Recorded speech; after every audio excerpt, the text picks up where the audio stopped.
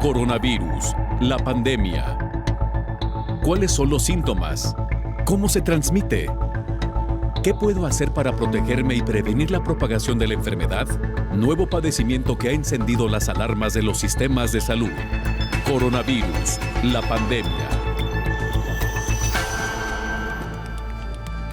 Bienvenido a una emisión más de Coronavirus, la pandemia. Como todos los fines de semana, hacemos un recuento de lo que le hemos presentado a lo largo de los últimos días, en caso de que usted no haya tenido oportunidad de sintonizarnos. Queremos saludar a nuestra audiencia en México y América Latina que nos sigue a través de Canal 44, desde donde se transmite este programa y desde donde se produce bajo la dirección de la Universidad de Guadalajara, y también que es posible llegar al resto de los países gracias a la señal de las televisoras públicas que se suman a esta emisión.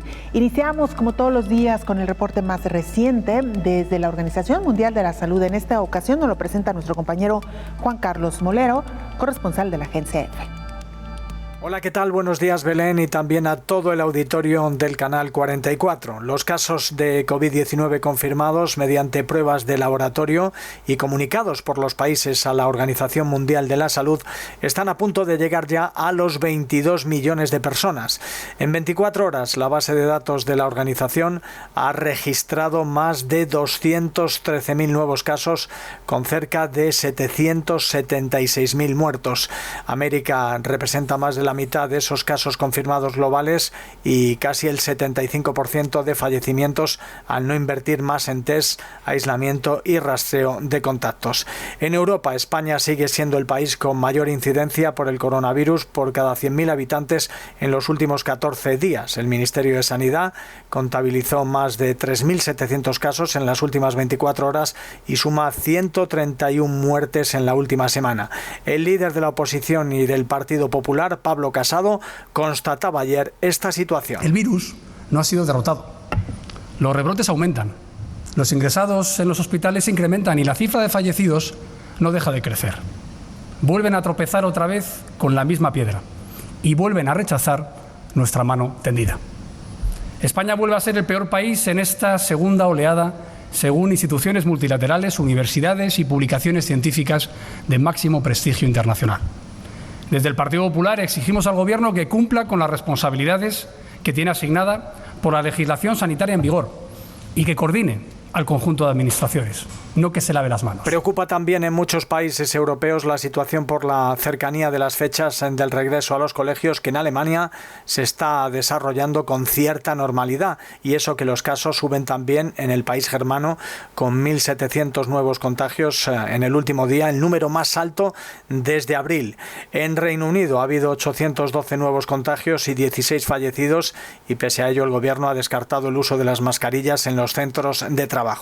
Y en países que presentaban una buena situación en los primeros meses de la pandemia, también han empeorado las cifras. Por ejemplo, en Grecia, que registra en agosto más casos que en los meses de marzo y abril. Una situación que, según fuentes gubernamentales, no se debe al turismo y que preocupa a los epidemiólogos. También en Ucrania, que ha rebasado por primera vez los 2.000 contagios en un solo día. Reportó desde Europa Juan Carlos Molero para el programa Coronavirus, la pandemia. Un hospital en Inglaterra desarrolla una prueba de saliva súper rápida para detectar al nuevo coronavirus. La Universidad de Southampton, en Reino Unido, realiza una investigación en donde más de una decena de médicos y trabajadores clave con sus familias participan en el proyecto para crear una prueba diagnóstica que se basa en obtener solo saliva del paciente para detectar al nuevo coronavirus. Uno de los coordinadores del proyecto explicó que la saliva es un importante fluido que puede analizarse, ya que las glándulas salivales son el primer lugar del cuerpo que infecta el virus. Parece que las personas registran positivo en su saliva antes del resto de los ductos respiratorios. El éxito del ensayo depende de qué tan exacta sea la prueba de saliva para detectar coronavirus. Las muestras del ensayo de la universidad están siendo procesadas en los laboratorios gubernamentales de la Agencia de Salud de Animales y Plantas en el condado de Surrey. Explicaron que las muestras se mezclan en una solución que se calienta para que el material genético del virus se desprenda. Las autoridades informaron que si el ensayo piloto funciona, toda la ciudad de Southampton, que se ubica al sur de Inglaterra, con más de 250,000 habitantes, podrían tener acceso a pruebas de saliva semanales, informó Rocío López Fonseca. Esta semana el infectólogo Héctor Raúl Pérez Gómez nos explicó en esta mesa de trabajo cuáles son hoy por hoy los tipos de pruebas para detectar COVID-19, su desarrollo, el diseño y la probabilidad de que lleguen pronto al mercado. Las primeras pruebas de las que tenemos que hablar son de aquellas que se basan en la detección del virus o de partículas del virus. Estas pruebas han sido el estándar de oro para el diagnóstico de COVID-19. Y ahí se encuentran las pruebas de PCR, que lo que detectan es RNA viral, es decir, el ácido nucleico del que está constituido este nuevo patógeno. Por supuesto que podríamos hablar de pruebas más sofisticadas como el cultivo viral o la microscopía electrónica para visualizar directamente a SARS-CoV-2. Sin embargo, estas últimas que he comentado no se utilizan de forma habitual comercialmente, generalizadamente, sino se utilizan más para propósitos de investigación. Pero para detección viral, la prueba esencial es RT-PCR para detectar RNA del propio virus. Entonces, ¿qué estamos detectando ahí? La presencia del virus. Estas pruebas pueden tardar en promedio entre 6 y 8 horas el procesamiento. Sin embargo, tardan más tiempo, Omar, hay que decirlo, porque los laboratorios casi en todo el mundo se han visto saturados con el número de pacientes que han venido requiriendo una prueba de esta naturaleza, y esto incluso en los países desarrollados que tienen más laboratorios de biología molecular, pues se han visto rebasados. Entonces, por ese motivo, hay pacientes que solicitan una cita, esa cita es para 3 o 4 días después por la demanda, y además el resultado puede tardar algunos días más por la demanda. Tradicionalmente esta prueba se ha realizado en hisopado de la nariz y de la faringe, es decir, el exudado nasofaríngeo, pero también se puede realizar buscando el virus en otros líquidos y componentes corporales. Y aquí venimos al tema que ocupa el programa el día de hoy, saliva. Entonces, es una prueba de RT-PCR, igual que la que se realiza en hisopado nasofaríngeo, pero es realizada en saliva, de tal manera, y esto lo acaba de aprobar la FDA en una autorización rápida hace 3 días, y lo publica el New England Journal of Medicine como un comunicado de prensa de la FDA antier. Entonces tenemos la alternativa de hacer esa misma prueba pero en saliva en lugar de hisopado nasofaríngeo. ¿Qué tiene como beneficios esto? Número 1, se ha observado que la saliva es un buen espécimen corporal para detectar el virus. Incluso la Organización Panamericana de la Salud ha sugerido que podría ser más eficiente el obtener esos resultados de laboratorio en saliva que en el exudado nasofaríngeo. Está estudiándose, pero es altamente probable, por la concentración de virus en glándulas salivales, por la concentración del virus en específicamente papilas gustativas. Por eso a muchas personas se les desaparece el sabor. Claro. O el olfato también. O el olfato, como algunos de los síntomas importantes, ¿no? Entonces, ahí la diferencia está en que estaríamos realizando la prueba, pero en saliva. Y dijimos, una prueba para detectar directamente componentes del virus. Voy a otra prueba, también para detectar directamente componentes del virus. Es una nueva prueba que ha venido teniendo ya autorización de la FDA. Son hasta ahora 4 las pruebas para detectar antígeno del virus. Que son los componentes, digamos. Es componente del virus. La otra detecta RNA del virus, un componente importante, su ácido nucleico, la PCR. Las de antígeno detectan particularmente el antígeno S, que es la proteína de superficie, la proteína espicular del virus, aunque también algunas detectan otros antígenos del virus, aunque este es el más importante. Pero está detectando componente viral. Bien, y también eso se puede detectar, ese antígeno, en hisopado nasofaríngeo o también en saliva. Ahora nos vamos a pruebas que detectan la respuesta inmunológica del paciente a la presencia del virus. Principalmente los anticuerpos. Anticuerpos que pueden ser de varios tipos. Los más comunes para detección son el anticuerpo IgM e IgG. Inmunoglobulina M, inmunoglobulina G. Aunque también se puede detectar inmunoglobulina A. ¿Qué ocurre con las pruebas de anticuerpos? Bueno, lo que ocurre es que son exámenes de laboratorio que resultan positivos, pero días después de que inició la infección. Porque estás midiendo ahí reacción. Exactamente, estás midiendo la respuesta de tu sistema inmunológico, que no ocurre necesariamente de forma tan temprana o no se detecta de forma tan temprana. Por ejemplo, para detectar anticuerpos IgM, habitualmente se requiere que pasen hasta 10 días a partir de la infección o 5 a 6 días a partir del inicio de los síntomas. Y las pruebas de IgG pueden aparecer hasta los 30 días del inicio de la infección.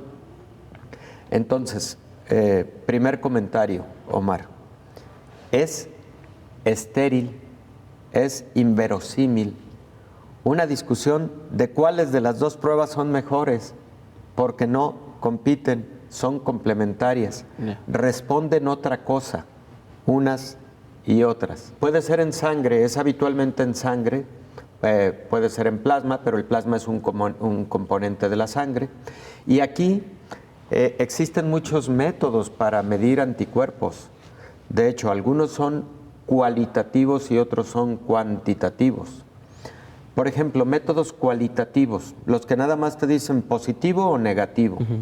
Esas son las que se han conocido coloquialmente como las pruebas rápidas de anticuerpos, en donde el paciente coloca una gotita de su sangre en un pequeño cassette, después se realiza la colocación de una sustancia que ayuda para que la sangre se disperse y se encuentre ahí una reacción de antígeno-anticuerpo en ese cassette y se visualice si existe la reacción a anticuerpos IgM o IgG.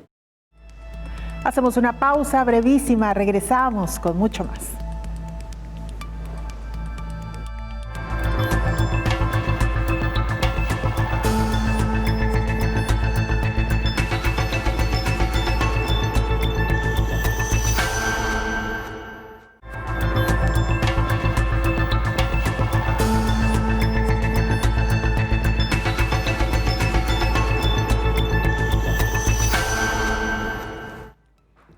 A lo largo de este programa y también del desarrollo de la pandemia, hemos aprendido cuáles son las diferentes pruebas que existen hoy por hoy en el mercado para detectar COVID-19. Algunas de las más conocidas y que se han conocido a detalle en el mundo es la prueba PCR, que es la considerada de mayor efectividad para detectar COVID-19. Pero ¿sabía usted que hay una prueba también que se puede realizar a través del aliento?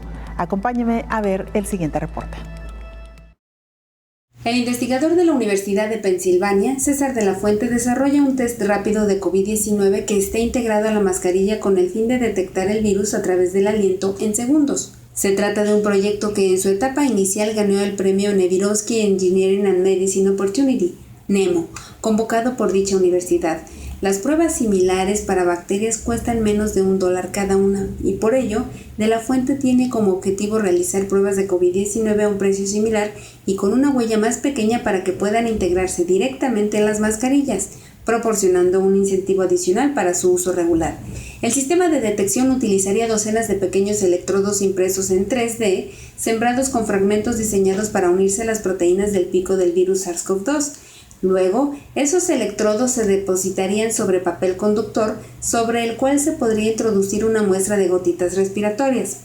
La resistencia general de los electrodos aumentaría a medida que más virus se unieran a los fragmentos, lo que significa que la concentración relativa del virus podría medirse instantáneamente con un potenciómetro. Por otra parte, la startup israelí Sentech Medical desarrolló una prueba de aliento que consiste en un dispositivo diseñado para detectar enfermedades infecciosas. Junto con el centro médico Meir, se va a encargar de proporcionar el test, informó Elizabeth Ortiz. Viajamos a Brasil, lo hacemos de la mano de nuestra compañera Carla Lucena. Ella es periodista radicada en Brasilia y desde ahí nos presenta la siguiente información. Aquí en Brasil, ya que estás hablando de vacuna, vamos a hablar un poquito de cómo está todo eso en el país en los últimos días y debe seguir en la próxima semana esa discusión respecto de la vacuna. Así como en todo el mundo, aquí en Brasil la expectativa es muy grande para el desarrollo de una vacuna eficaz contra el virus. Así como la pandemia ya es histórica, la velocidad de los laboratorios también es inédita. Actualmente casi 170 vacunas están en estudios en el mundo. De esas, 6 ya están en la fase 3, o sea, cuando miles de personas de diferentes partes reciben las dosis. De estas 6, 3 ya pasan por testes en Brasil. El Ministerio de la Salud firmó un acuerdo con la vacuna de la Universidad de Oxford del Reino Unido. Son 5.000 voluntarios, todos profesionales de la salud, que van a pasar por los testes. Las primeras dosis ya fueron distribuidas. Comprobada la eficacia de esta vacuna, la idea del gobierno brasileño es producir entre diciembre de este año y enero del próximo 30 millones de dosis. Brasil también inició los testes de las vacunas producidas en Alemania, que cuenta con una estrategia basada en la genética, y la otra viene de China. Esta de China cuenta con 9.000 personas voluntarias y sigue un modelo más tradicional. Y bueno, pese a todos los estudios de esas vacunas, la semana pasada acompañamos el anuncio del presidente ruso Vladimir Putin de que su país ya tiene un modelo de vacuna. Pero poco aún se sabe sobre los estudios de esa vacuna que estaría en la fase inicial de testes en humanos. Aquí en Brasil, este anuncio llevó al estado de Paraná a firmar un acuerdo con Rusia. Fue el primer acuerdo firmado con el gobierno ruso. Y en el último viernes, un conjunto de estados ubicados al nordeste del país también sinalizó interés en la vacuna rusa. Bueno, ese es un tema que vamos a seguir aquí acompañando, que es de muy interés delante de esta pandemia que ya registró hasta ayer los últimos datos, 107.000 muertes. Este es mi reporte desde Brasil para el programa Coronavirus, la pandemia. De Brasil vamos a Washington con nuestro compañero Jorge Bañales, corresponsal de la agencia EFE, y nos presenta también la información más reciente de lo ocurrido en este país. Hola, ¿qué tal? Buenos días a todo el auditorio de Canal 44. Aunque las autoridades de Nueva York esperaban un nuevo aumento en los casos de infección de coronavirus, el Estado aparentemente ha logrado controlar el brote después de la grave crisis de hace 2 meses y ha logrado contenerlo más que lo esperado por los expertos médicos. Según los datos más recientes, en todo el estado de Nueva York ha habido más de 430.000 casos confirmados de COVID-19 y por esa enfermedad han muerto al menos 32.400 personas. Tan solo en la ciudad de Nueva York, los casos han sumado 235.000 y se han registrado 23.620 muertes. En todo el país se han confirmado 5.400.000 casos y la cifra de muerte por COVID-19 superó la marca de 170.000 fallecimientos, con más de 1.000 nuevos casos confirmados cada día en lo que va de agosto. El Centro de Prevención y Control de Enfermedades ha calculado que para el 5 de septiembre la cifra de muertos podría alcanzar en todo Estados Unidos a 189.000. El gobernador de Nueva York, Andrew Cuomo, informó que hasta el domingo se habían realizado en todo el estado más de 7 millones de pruebas para la detección del virus. Las autoridades sanitarias neoyorquinas también encuentran que los niveles de infección son muy bajos. Las pruebas de detección del coronavirus en la ciudad y en el estado encuentran resultados positivos en 0,8% de las 30.000 pruebas que realizan cada día. Por 9 días consecutivos, esa tasa ha estado por debajo del 1%. En los peores momentos de la pandemia en Nueva York, casi la mitad de las pruebas daban resultados positivos. Por comparación, en Los Ángeles, la tasa de resultados positivos es del 7%. En el condado Miami-Dade, del sur de Florida, es del 13%. Y en la ciudad de Houston, en Texas, es del 15%. Varios miembros del Consejo Municipal de la ciudad de Nueva York han propuesto que se postergue la fecha de reapertura de las escuelas públicas. Los concejales quieren demorar las clases con asistencia personal hasta que obtengan fondos y recursos adecuados para un comienzo de clases que cuide de la salud de los alumnos y de los maestros. Por su parte, el presidente de la Universidad de Columbia, Lee Bollinger, anunció que todos los cursos de pregrado en el comienzo del año lectivo serán por Internet y que el 40% de los cursos de posgrado se hará de forma virtual o con una combinación de clases en las aulas y en Internet. Los casos de COVID-19 han aumentado en algunos colegios y universidades de Estados Unidos, como los de Oklahoma y Carolina del Norte, a medida que los estudiantes llegan para el comienzo del año lectivo. A pesar de que el alcalde de Nueva York, Bill de Blasio, había advertido de un incremento de los casos de coronavirus en el área de Sunset Park, en Brooklyn, en la madrugada del domingo, la policía tuvo que interrumpir 2 fiestas en las que asistían más de 280 personas.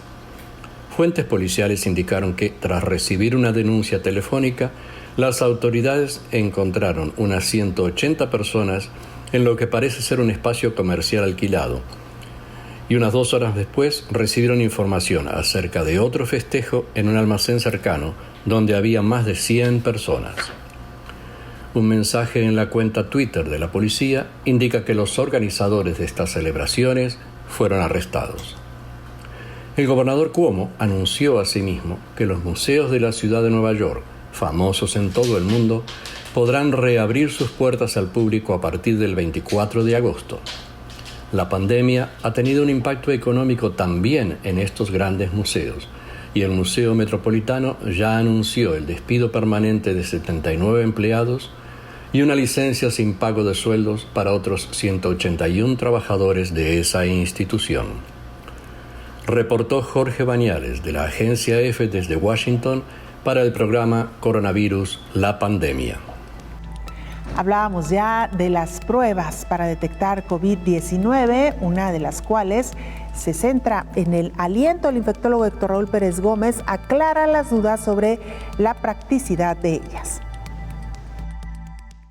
Lo que miden es también la respuesta inmune a través de lo que se conoce como metabolomas y la respuesta inflamatoria que tiene el paciente a un determinado microorganismo. Estas pruebas son muy interesantes porque, de hecho, algunas de ellas se han realizado previamente, años atrás incluso, y se siguen realizando, por ejemplo, para la detección de bacterias, como es el caso de Helicobacter pylori, la bacteria principal responsable de gastritis, úlceras gástricas e incluso a largo plazo cáncer gástrico. Estas pruebas de aliento han tenido un desarrollo interesante porque para el caso, por ejemplo, de este Helicobacter pylori, la bacteria, han llegado a tener un buen nivel de sensibilidad y razonable especificidad.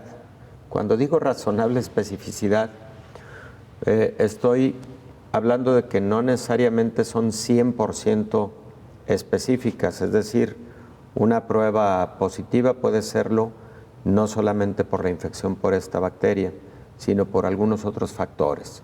Bueno, es posible que las nuevas pruebas de detección de infección por SARS-CoV-2 en aliento tengan esa limitante, que nos digan que existe una respuesta inflamatoria a un virus que muy posiblemente sea SARS-CoV-2, pero cuando digo muy posiblemente sea, es porque todavía a la fecha estas pruebas no tienen la sensibilidad requerida para poder afirmar que son 100% diagnósticas. Cuando son negativas, ahí puede haber algo muy interesante porque entonces el cuadro clínico del paciente puede ser de otra naturaleza. Pero cuando son positivas, frecuentemente estas pruebas de aliento han sido positivas por motivo de otro tipo de infección. Y recordemos que las infecciones respiratorias son causadas por un número muy extenso de virus, como es el caso del virus de la influenza. Claro. Otros coronavirus, recordemos que hay 4 tipos de coronavirus de varias décadas infectando al ser humano, pero que causan infecciones muy leves, tipo gripales, y que no son graves.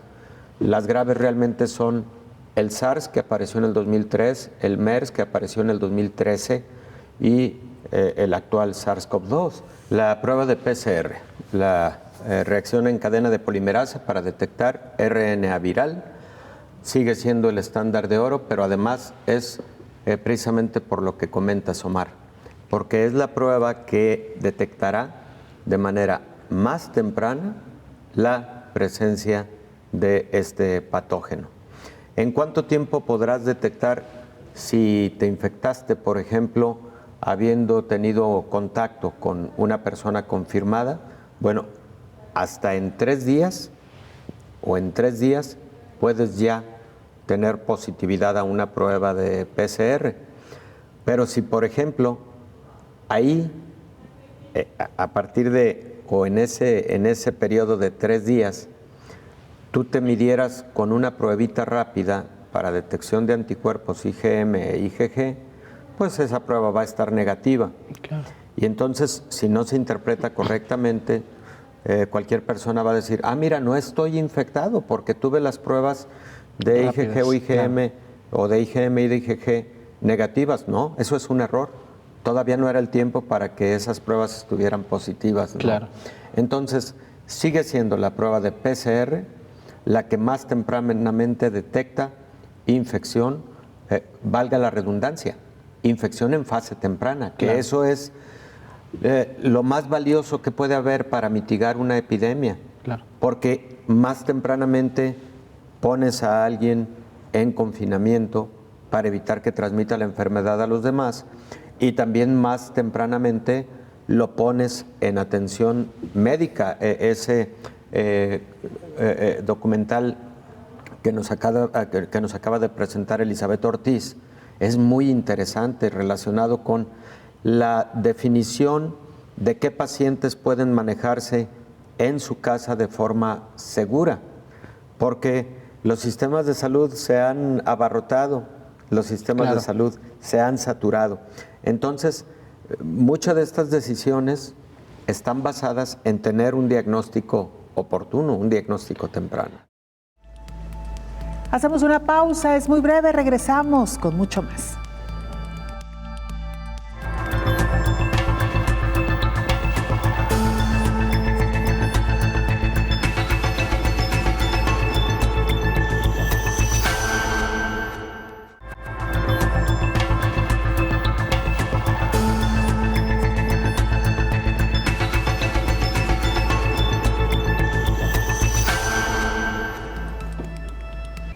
Una vez recuperado de la enfermedad producida por COVID-19, un paciente debe mantener una alimentación balanceada que le brinde energía para mantener un peso adecuado. Con la llegada del nuevo coronavirus que vino a modificar la forma de vida y relacionarse del planeta a inicios de este año, se han modificado también usos y costumbres de las naciones, desde la alimentación hasta la forma de hacer ejercicio, estudiar y trabajar. Los especialistas aseguran que los enfermos por COVID-19 deben saber que existe una importante vinculación entre las enfermedades respiratorias y la alimentación, ya que la dieta influye en el mantenimiento de una buena calidad de vida para el enfermo. Por esta razón, una mala alimentación o desbalanceada, tanto si se asocia a un cuadro de sobrepeso u obesidad como a un cuadro de desnutrición, puede influir notablemente en la evolución de la COVID-19. La dieta para los enfermos con COVID tiene como objetivo evitar la pérdida de masa corporal magra y mejorar la función pulmonar. Es importante que una vez diagnosticada la enfermedad, los pacientes aprendan a convivir con ella y realicen pequeños ajustes en su alimentación que pueden ayudar a mejorar su calidad de vida. Así lo recomendó la Sociedad Española de Neumología y Cirugía Torácica. Los neumólogos recordaron que el desequilibrio nutricional perjudica la función de los músculos respiratorios, disminuye la masa muscular y el diafragma, altera su capacidad de contraerse. Además, también afecta el impulso ventilatorio y en consecuencia llega menos oxígeno a la sangre. En general, una nutrición deficiente disminuye las defensas y nos hace más vulnerables a enfermedades. El objetivo de la dieta, por tanto, debe ser reparar la energía que requiere el organismo para tener una buena respuesta a las infecciones, informó Rocío López Fonseca. Sobre este tema, el infectólogo Héctor Raúl Pérez Gómez explica que la alimentación es básica para que nuestro cuerpo funcione adecuadamente. Nos explica también por qué es importante mantenerse bien hidratado aun cuando no hayamos cursado la enfermedad o máxime si se está cursando esta enfermedad de COVID-19. También nos da una serie de recomendaciones de qué alimentos se deben de consumir y cuáles se deben evitar durante el proceso de la enfermedad. Las recomendaciones que le hacemos a la población general de reducir la ingesta de grasas saturadas y de alimentos con alto contenido calórico, con alta carga de carbohidratos particularmente. De igual manera, la recomendación general que le hacemos a los pacientes de mantener una muy buena hidratación y de tener una estrategia de alimentación con un horario adecuado, definido, como una recomendación general.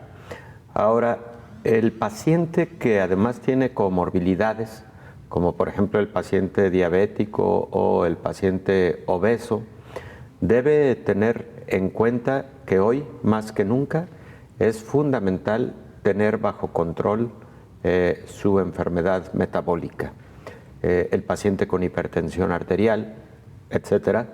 Y la alimentación es fundamental para lograr el control de estas enfermedades crónicas no transmisibles. Por ejemplo, el paciente con hipertensión arterial debe evitar en lo posible el exceso de ingesta de sal para mantener un adecuado control de la hipertensión, pero de igual forma reducir la ingesta de grasas, carbohidratos, etcétera. Y en el paciente diabético, ¿qué decir? El tomar sus fármacos o la insulina que utiliza para el control metabólico de forma conjunta con el régimen de alimentación que haya sido diseñado de acuerdo a su peso corporal, de acuerdo a sus actividades físicas cotidianas y de acuerdo a si realizará o tiene indicado una actividad física especial, lo cual también debemos considerarlo como una recomendación general. La realización de ejercicio, en fin, adoptar lo que conocemos como estilos de vida saludables. Entonces, eso es en cuanto a la fase de pre-COVID. El paciente que enferma de COVID, por ejemplo, frecuentemente tiene manifestaciones gastrointestinales, náuseas, vómito, diarrea. Ese paciente debe estar muy bien hidratado, debe estar reponiendo los líquidos que está perdiendo a través de las evacuaciones diarreicas o a través del vómito, y no solo debe reponer los líquidos, sino los electrolitos de igual forma. Ahí, evidentemente, el médico o el personal a su cargo le estará diciendo en qué volúmenes debe estar restituyendo la pérdida de líquidos o de electrolitos. Sin embargo, también es una forma sencilla identificar cuánto hay que estarse rehidratando, por ejemplo, mientras se recibe la atención médica directa de parte del médico. Por ejemplo, un cálculo es, pues si identificas más o menos el volumen que has perdido, es el mismo volumen que hay que restituir, adicional a los líquidos y electrolitos que debemos estar consumiendo en un día, que para el caso de un adulto de peso medio entre 75 kilos, deberán ser 2,5 litros por lo menos, ¿no? Más las pérdidas de las que acabamos de hablar. El paciente con COVID puede tener fiebre, y la fiebre genera pérdidas insensibles también de líquidos. El paciente con COVID puede, además, después de los episodios diarreicos, tener algo de intolerancia a la lactosa, y posiblemente en estos pacientes resultará conveniente durante algunos días evitar la ingesta de lácteos, o por lo menos los lácteos que se consuman sean sin lactosa. Hay algunos reportes por ahí que sugieren que eso es conveniente para evitar episodios adicionales de diarrea o de mayor disconfort abdominal.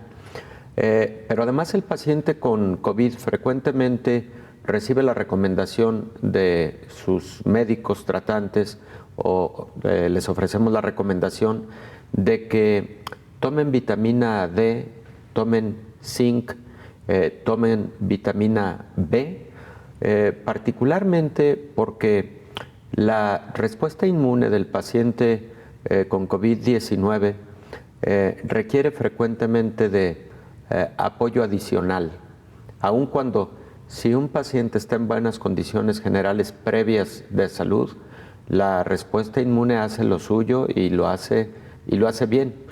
En ocasiones incluso lo hace de más, ya lo hemos platicado, y eso tampoco es conveniente, pero en general se ha aceptado que vitamina D y vitamina B12 pueden ser buenos suplementos vitamínicos en el paciente con COVID.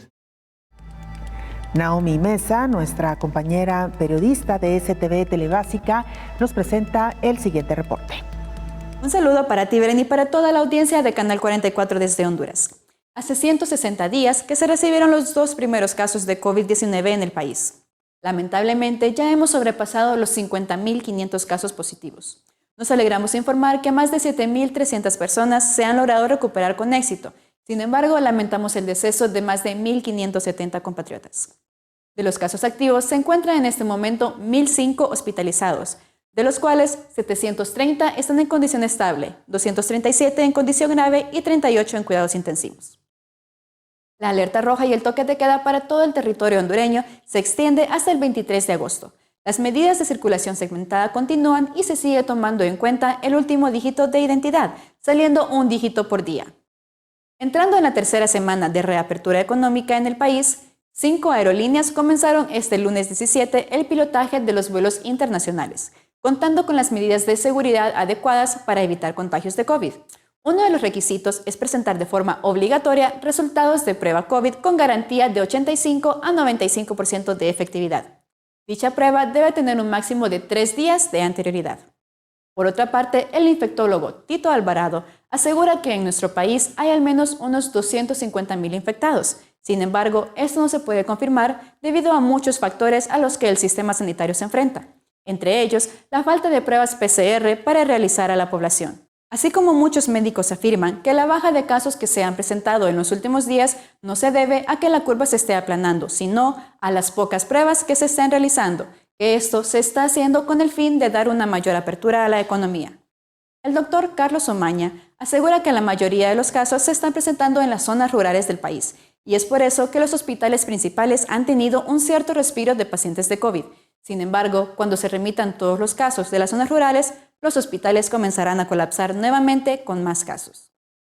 La semana pasada, los hondureños alzaron su voz, iniciando en la capital del país, preguntando en las calles con la consigna pintada ¿dónde está el dinero? Honduras lo exige, lo que desencadenó que en varios puntos del país comenzara a verse más de esta frase pintada.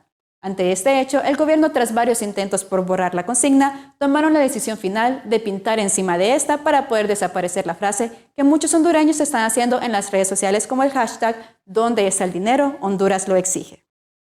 Les recordamos a todos los hondureños y a los países afectados que por su seguridad y la de nuestras familias, que sigan las medidas de bioseguridad y que lo mejor es quedarse en casa. Para Coronavirus la Pandemia, informó Naomi Mesa de STV Telebásica.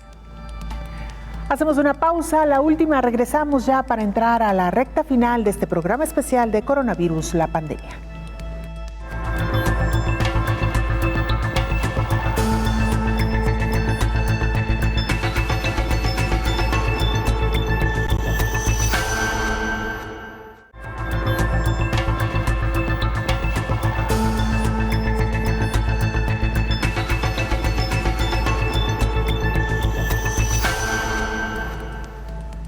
Continuamos hablando de alimentación y es que en tiempos de la pandemia por COVID-19, atender este aspecto de la vida en el ser humano ha resultado fundamental. Los expertos recuerdan que una alimentación saludable es muy importante durante cualquier proceso de enfermedad y sobre todo en esta pandemia de la COVID-19. Lo que se come o toma puede afectar la capacidad del organismo para prevenir y combatir las infecciones y para recuperarse de ellas. Aunque ningún alimento ni suplemento alimenticio pueden prevenir ni curar la COVID-19, una alimentación saludable es importante para el buen funcionamiento del sistema inmunitario. La presidenta del Colegio de Nutriólogos de Jalisco, Claudia Granados Franco, hace las siguientes recomendaciones a pacientes confirmados de COVID-19 que se encuentran en casa. Mantener una buena hidratación, esto es garantizar al menos 1,5 litros a 2 litros de agua al día, preferentemente infusiones o té, evitar bebidas azucaradas o alcohólicas. También hay que consumir al menos 5 raciones de frutas y verduras al día. Esto asegura la ingesta de fibra y algunas vitaminas importantes para el organismo. Elegir el consumo de productos integrales y legumbres como es el pan, arroz, pastas integrales, frijol, haba, lenteja y soya. Elegir productos lácteos bajos en grasa. Consumir moderadamente alimentos de origen animal, carnes rojas de preferencia magras, 3 veces por semana, 1 vez al día. Consumir huevos de 3 a 4 veces por semana. La Organización Mundial de la Salud también recomienda limitar el uso de golosinas y de bebidas que contengan azúcar, como refrescos, jugos de fruta y bebidas a base de jugo, concentrados líquidos y en polvo, aguas aromatizadas, bebidas energéticas y deportivas y bebidas lácteas aromatizadas. En cuanto a la alimentación para los pacientes con COVID-19 que están hospitalizados, la también especialista en nutrición clínica Claudia Granados explica. También es importante mencionar que la alimentación del paciente con diagnóstico de COVID-19 hospitalizado, dependiente de un respirador, su alimentación va a ser diferente, la cual va a depender de una terapia, un soporte nutricional del especialista, acorde a las necesidades a las que se encuentra el paciente. Hasta el momento no se ha demostrado que la COVID-19 pueda contagiarse por el contacto con los alimentos o sus envases. En general, se cree que la COVID-19 se transmite de persona a persona. Sin embargo, siempre es importante mantener una buena higiene al manipular la comida para evitar cualquier enfermedad transmitida por los alimentos, informó Rocío López Fonseca.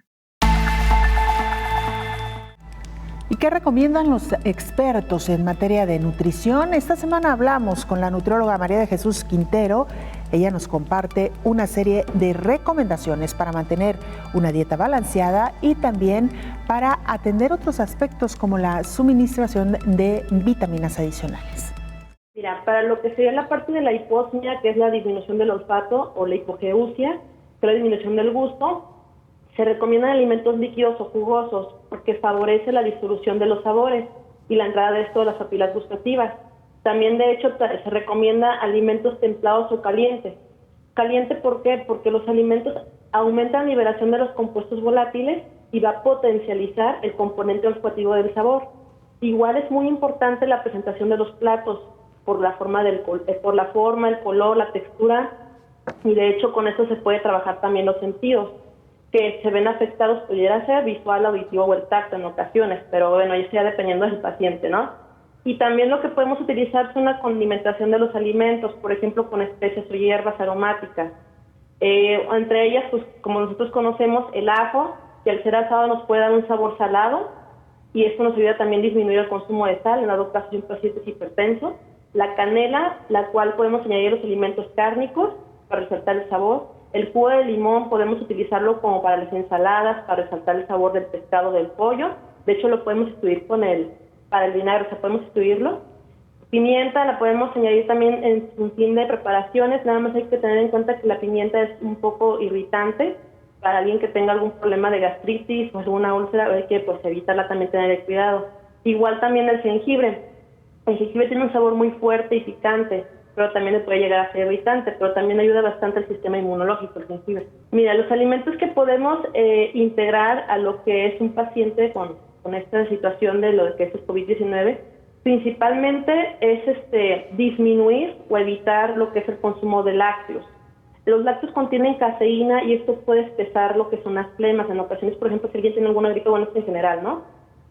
También debe evitarse el consumo de grasas, consumir alimentos cítricos y alimentos que contengan vitamina C, carotenos, zinc, selenio, omega 3 también, que bueno, tiene también, por ejemplo, en lo que son las semillas.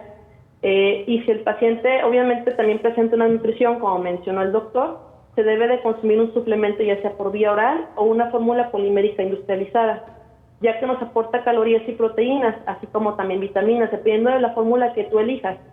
También es muy importante que los adultos mayores, los geriátricos, son los que también son más afectados, debido a que ellos también presentan algo que se llama sarcopenia, que es también la disminución del músculo, y el músculo es una fuerte e importante inmunidad. Es por ello que nosotros también tenemos de alimentar más a esos adultos mayores para que también no tengan una desnutrición y sobre todo también porque llegan a tener problemas en la masticación y deglución. Entonces te puedes apoyar de las fórmulas, estas que te digo, industrializadas, para que también tenga una mejor estado nutricional. Los que ayudarían aquí en esta parte, por ejemplo, como te menciono, vitaminas ricos en vitamina C. Por ejemplo, el kiwi tiene bastante vitamina C, lo que es la naranja, lo que es el ajo, lo que es el consumo de pescados, por ejemplo, que son también ricos en omegas. Lo que es la parte de, igual también podemos consumir los alimentos también que no sean ni fritos, ni capeados, ni dorados. Eso también hay que evitar lo que son las grasas saturadas. Y también la parte muy importante, podemos tomar también lo que es la cúrcuma. La cúrcuma es una fuente rica de antioxidantes. Y como también te mencioné, como es el jengibre. Hay un alimento que se llama el cáñamo, que es el hemp. Es como tipo una semilla, es como pariente de lo que son las oleaginosas, que son las almendras, los cacahuates, esa parte. ¿Por qué te lo comento un poquito? Porque también tiene un rico en antioxidantes, contiene proteína, contiene también lo que sería la parte de ácidos grasos y es antiinflamatorio, que esa es la parte como que estamos hablando de inflamación, ¿no? Uh-huh. Entonces se me ayuda a prevenir esa parte de la inflamación. Nada más hay que consumir, por ejemplo, 2 cucharaditas al día, que son como 10 gramos. Bueno, eso es como aparte también de un extra para que podamos utilizar, de hecho. Y de la parte de los alimentos que nos ayudan a un proceso inflamatorio, son principalmente los alimentos procesados. O sea, los alimentos procesados contienen muchísimas grasas trans. Entre más natural sea un alimento, es mucho mejor. Los dulces, las harinas refinadas. Yo tengo un dicho con mis pacientes, de hecho, que la dieta de las aves.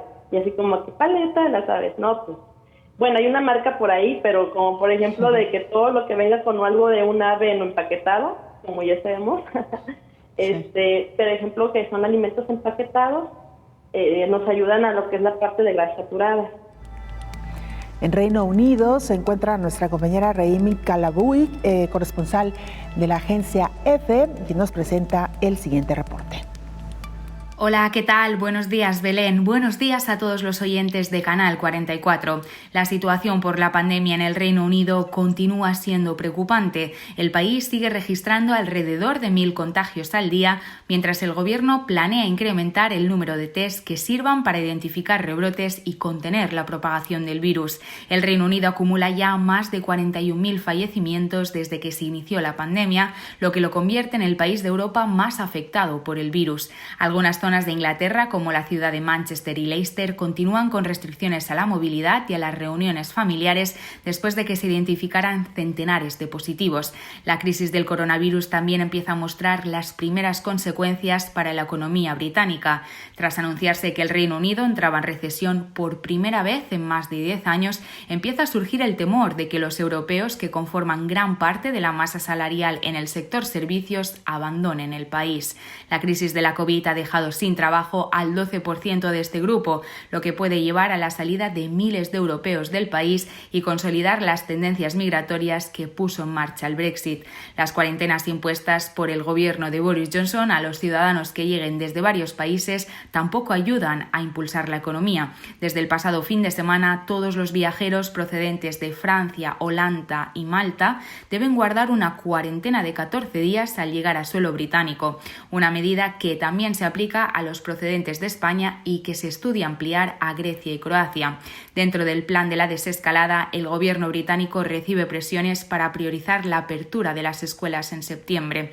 Y aunque el ejecutivo de Boris Johnson ha insistido en que la vuelta al colegio es una prioridad nacional, los expertos temen que el Reino Unido registre un nuevo pico de COVID que impida la reanudación de las clases. Reportó desde el Reino Unido Remey Calabuig para el programa Coronavirus, la pandemia.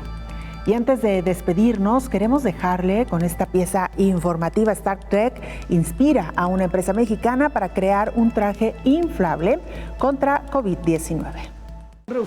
Inspirados en la popular serie de televisión Star Trek, Viaje a las Estrellas, una empresa mexicana diseñó este traje inflable contra la COVID-19 para uso de personal médico.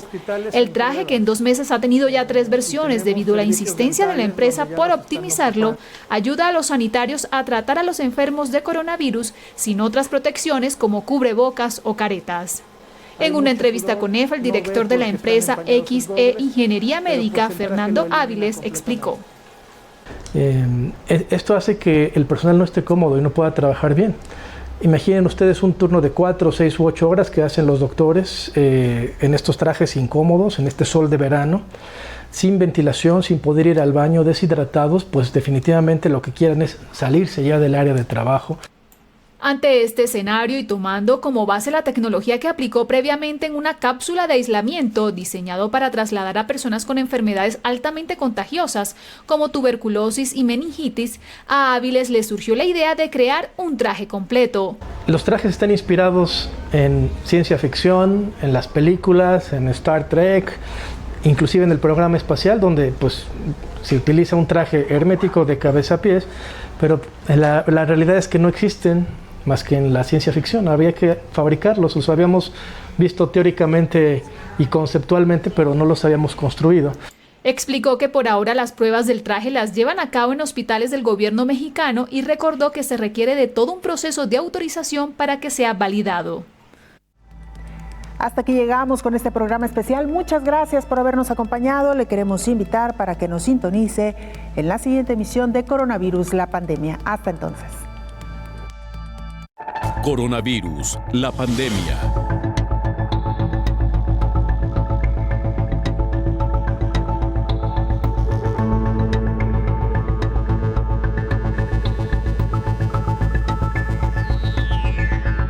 Coronavirus, la pandemia.